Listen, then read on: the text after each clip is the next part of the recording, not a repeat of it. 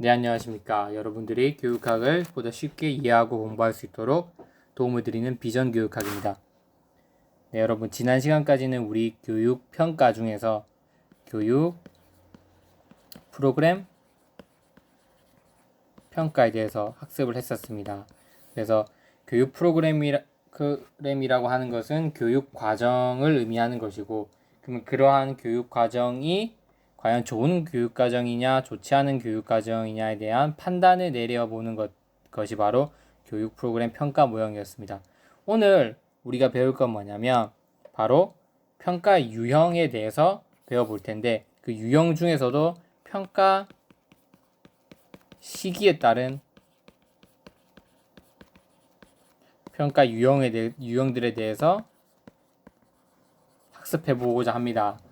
평가라고 하는 것에는 다양한 유형들이 있습니다. 뭐 진단평가, 형성평가, 총괄평가, 혹은 수행평가, 역동적평가 등 뭐 규준지향평가, 준거지향평가, 여러분 뒤에 평가가 본 여러 가지 종류의 평가가 있죠. 하지만 이런 것들은 어떠한 일정한 기준들에 의해서 나눠져 있는 거거든요. 그래서 가장 1차적인 기준으로 평가 시기, 즉 학습자들에 대한 평가를 언제 실시할 거냐에 따라서 대상은 누구다? 학습자겠죠, 학습자. 학습자들을 평가할 때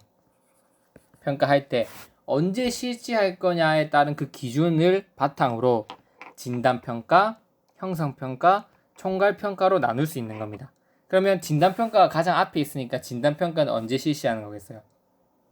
바로 수업을 기준으로 하는 겁니다. 알겠죠? 수업 중, 그 다음에 수업 전, 중, 후라고 칩시다. 진단평가는 언제 실시하는 거겠어요, 여러분?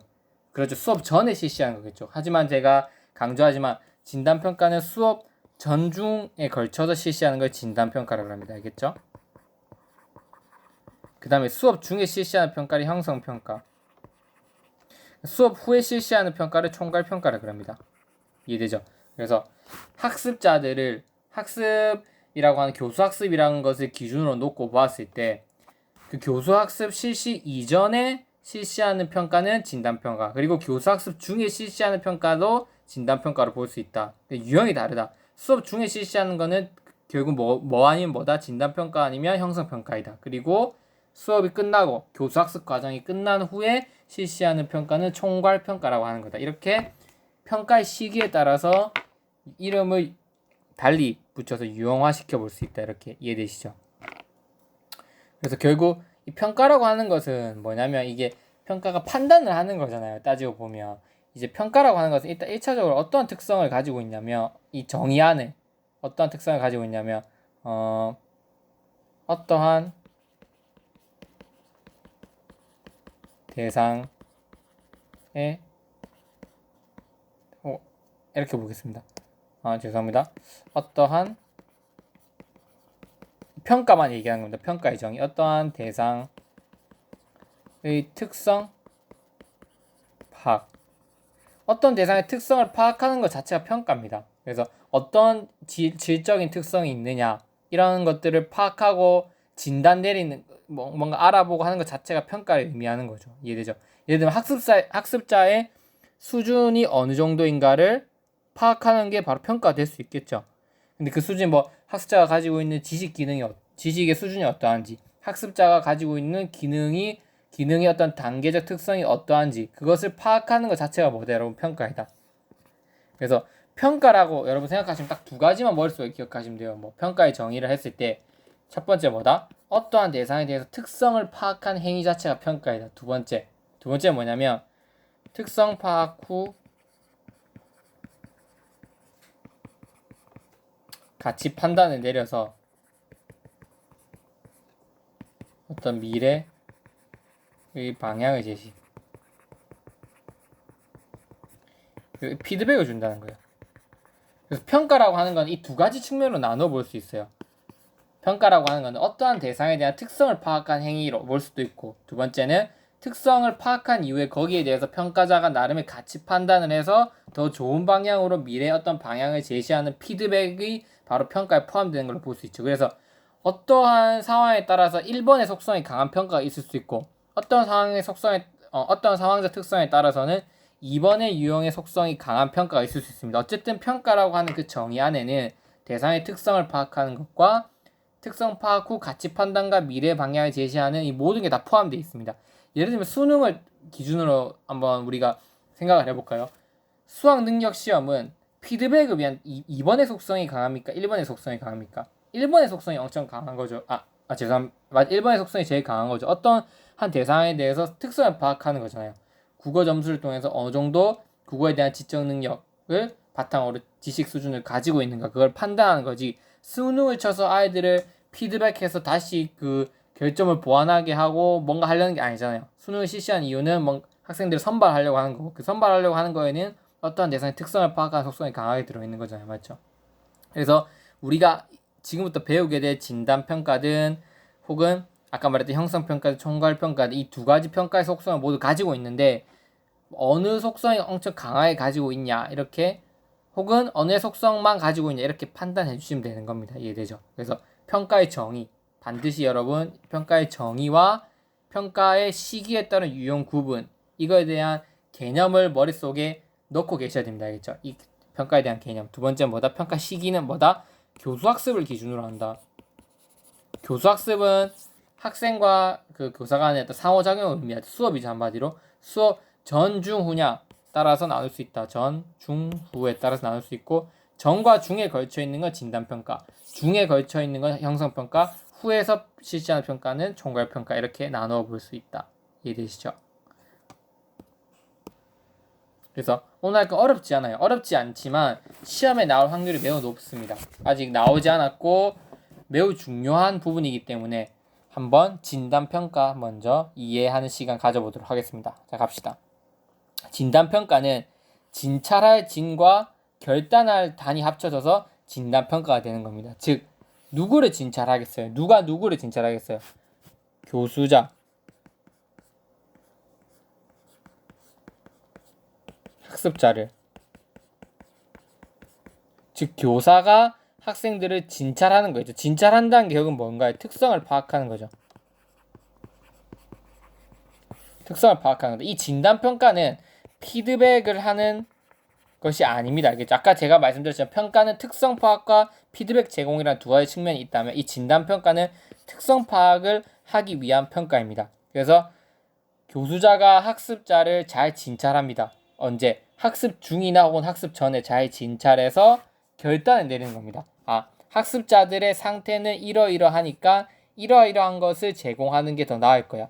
그런 평가를 진단평가라고 합니다. 이해되죠? 다시 말씀드립니다. 진단평가는 진찰하다와 결단하다라는 속성을 내포하고 있다. 그래서 여기에 진찰하다고 하는 건 학습자의 특성을 파악하는 거. 이 파악한 특성을 바탕으로 학습자들에게 어떤 방식의 수업을 제공할 거냐 이걸 결단하는 겁니다. 이해되죠? 일단 학습자의 특성을 파악한 후에 교수자들은 학습자에게 그 특성을 바탕으로 수준은 이러하니까 이 정도까지 가르치자. 학습자의 동기가 좀 저하된 상태니까 동기부터 높이는 다양한 재미있는 전략들부터 우리 구성해보자. 이렇게 학습자들에게 어떠한 방식의 수업을 제공할 건지 결단하는 거. 즉 진찰과 결단이 합쳐져서 진단평가입니다. 어렵지 않죠? 이 개념만 파악하시면 외울 게 없어요. 자, 진찰과 결단을 통해서 학습자들에게 어떠한 수업 방식을 제공할지 수업 이전에 실시하는 평가 혹은 수업 중에 실시하는 평가를 진단평가라고 한다. 이건 이해되실 거예요. 수업 전에 실시하는 건 다 이해가 될 거예요. 수업 전에 학생들을 잘 진찰하고 거기에 대해서 결론을 내려서 학습자들 상태는 이러이러하다는 결론을 내려서 어떠한 방식을 제공하겠다라고 하는 것을 결정을 하겠죠. 그건 이해되는데 수업 중에 실시할 수 있는 진단평가가 있나? 그거는 제가 이 뒷페이지 가서 정확히 설명드리겠습니다. 알겠죠? 일단 여러분들이 오늘 이 페이지에서 학습하셔야 될 건 뭐다? 학습자들을 잘 진찰해서 그들에 대해서 상태에 대한 결론을 내리고 잘 진찰해서 학습자들에 대한 결론을 내리고 이 내린 결론을 바탕으로 결정을 하는 거다. 어떠한 교수 방식을 사용할 것인지 그것을 진단평가를 한다. 그래서 정의를 읽어보면 수업 전중에 걸쳐서 학습자를 잘 진단한 이후에 이에 맞는 수업 전략과 학습 과제를 제시하여 수업이 효율적으로 운영될 수 있도록 실시하는 평가이다. 자, 포인트는 뭘까요? 수업 전중에 걸쳐 이 진단한 학습자를 잘 진단해서 수업 전략과 학습 과제를 제시해서 효율적 운영이 되도록 하는 게 진단평가이다. 이게 목적이죠. 효율적 운영을 할 수 있도록 수업 전과 중에서 학습자들을 잘 진단해서 이에 맞는 뭘 제공한다? 수업 전략과 학습 과제를 제공하는 방식을 진단평가라고 한다. 예를 들면 수업 전에 실시할 수 있는 진단평가는 이렇게 이것과 같습니다. 한번 볼까요? 학습을 시작하기 전에 학습자가 어떠한 단계에 놓여 있는가를 결정하기 위해서 실시한다. 예를 들면 먼저 계획된 학습 단위의 목표를 성취하는데 선행 조건이 된다고 추측되는 출발점 행동이나 기능 학생이 소유하고 있는지 파악한다. 자, 진단평가. 예를 들면 오늘 2차 방정식에 대해서 배울 거다. 2차 방정식에서 배울 거면 그 전에 뭘 배워야 됩니까? 1차 방정식을 배워야 되죠. 즉 학생들이 오늘 배울 내용은 2차 방정식인데 이 목표에 도달하기 전에 선행 조건, 이 목표를 2차 방정식을 배우기 위해서는 반드시 1차 방정식을 알고 있어야 되거든요. 예를 들면 영어를 배우기 위해서는 알파벳을 알고 있어야 되잖아요. 그런 것처럼 오늘 학습을 하기 위해서 반드시 이전에 갖추어야 될 선행 조건들이 있는데 그 조건들을 잘 가지고 있는지 출발점 행동, 그 선행 조건이 된다고 추측이 되는 출발점 행동이나 기능, 그런 기능들을 학생이 잘 소유하고 있는지 없는지 판단하는 행위가 진단평가에다 이해되죠. 그래서 우리 수업은 위계성을 이루고 있으니까 위계. 계열성을 이루는 경우가 많잖아요. 학문이라고 하는 거는 위계와 계열. 수학 교과부도 마찬가지고 국어 교과도 영어 교과도 다 마찬가지라고 저는 생각합니다. 수업이 진행되는 방식이 있어요. 문법만 하더라도 예를 들면 뭐 어떤 작은 단위에서 큰 단위로 가고 그 전 거에 대한 배경 지식이 있어야지 그 다음 내용을 차시를 배울 수 있는 그런 경우들이 많아요. 그래서 수업 내용은 대부분 위계를 이루고 있으니까 이번 본시학습, 이번에 다룰 내용을 잘 이행하기에 앞서서 반드시 필요적으로 갖춰야 될 선행 요건들이 잘 갖추고 있는가 안 갖추고 있는가를 판단해보는 행위, 그 특성을 파악하는 행위가 진단평가다. 이해되죠? 두 번째, 그리고 주어진 학습 단위와 과정의 목표를 학생들이 미리 통달했는지, 그럼으로써 보다 높은 수준의 학습 프로그램을 제공할 건지 결정한다. 그래서 두 번째는 뭐다?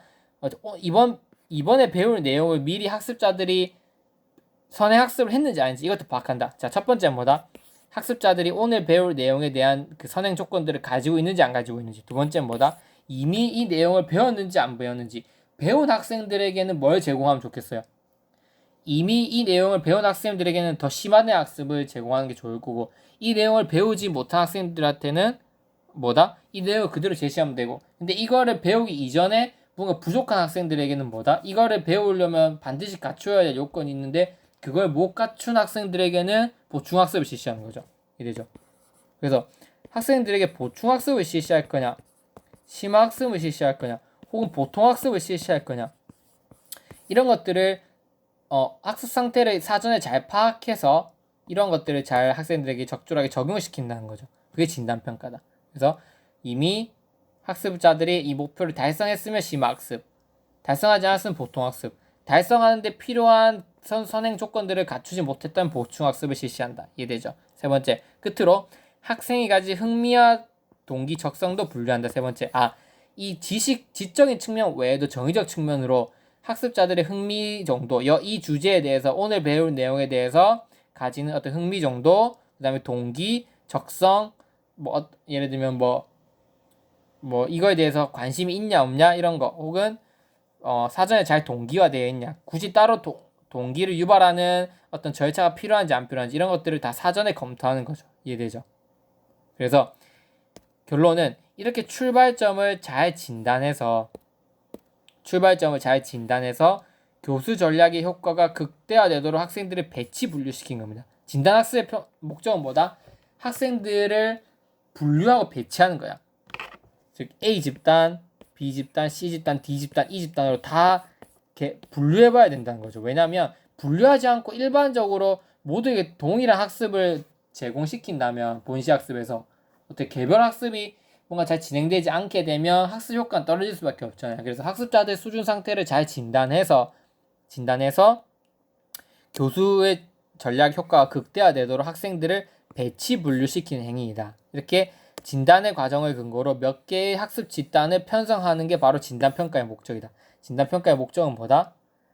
학생 특성 파악이다. 단 이건 뭐다? 수업 이전에, 수업 전에 학생의 특성을 파악해서 결국 뭐 하는 거다? 분류, 배치를 해서 결론 뭐라는 거다? 목적은 뭐다? 집단 편성 나올 수 있죠.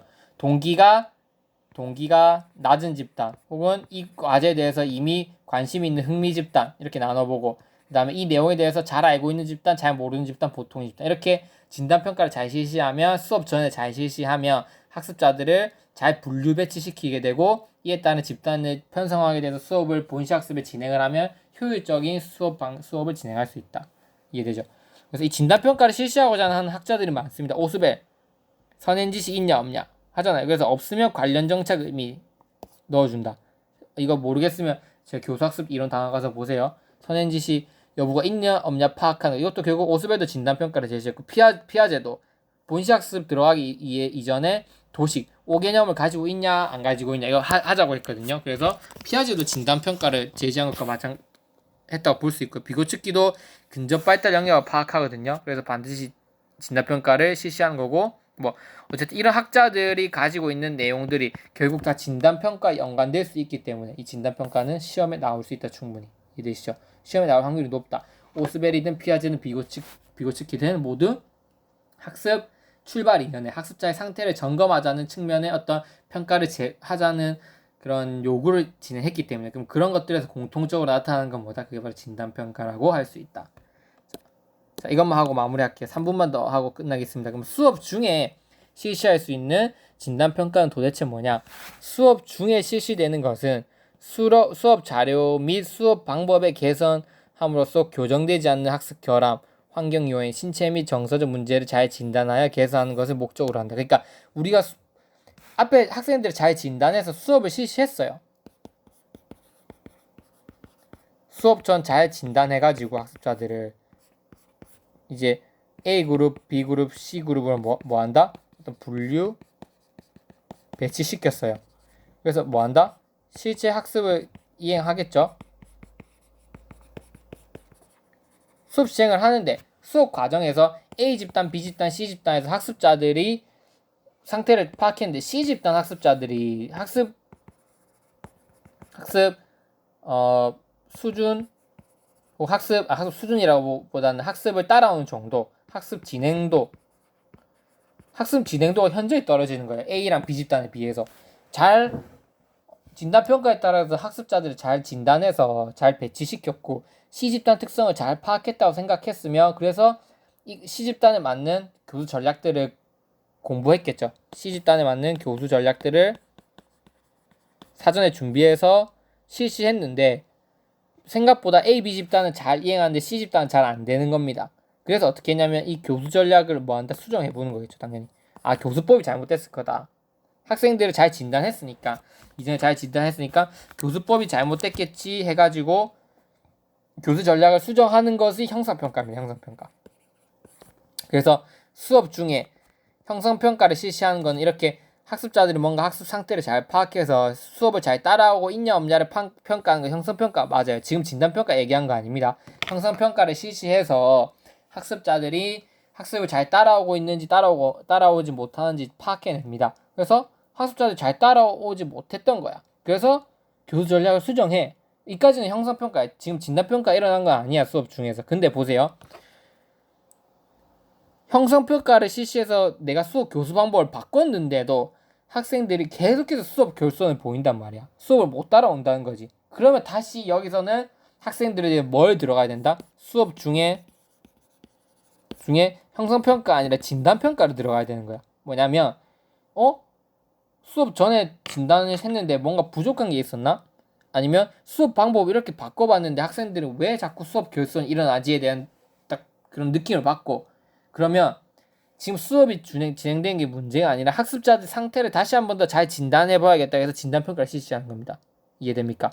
그래서 여기 보면 형성평가도 물론 학습 도중 학습 결함을 파악하는 진단 기능을 한다. 하지만 형성평가는 교수 방법, 교수법에 대해서 개선하고 증진시키는 게 목적인데 반해서 교수법을 증진했는데도 변하지 않아. 그럴 때는 뭐다? 진단평가는 그 같은 개선 노력만으로는 교정되지 않는 학습자들의 신체적, 정서적, 문화적 환경의 결함을 찾는 거.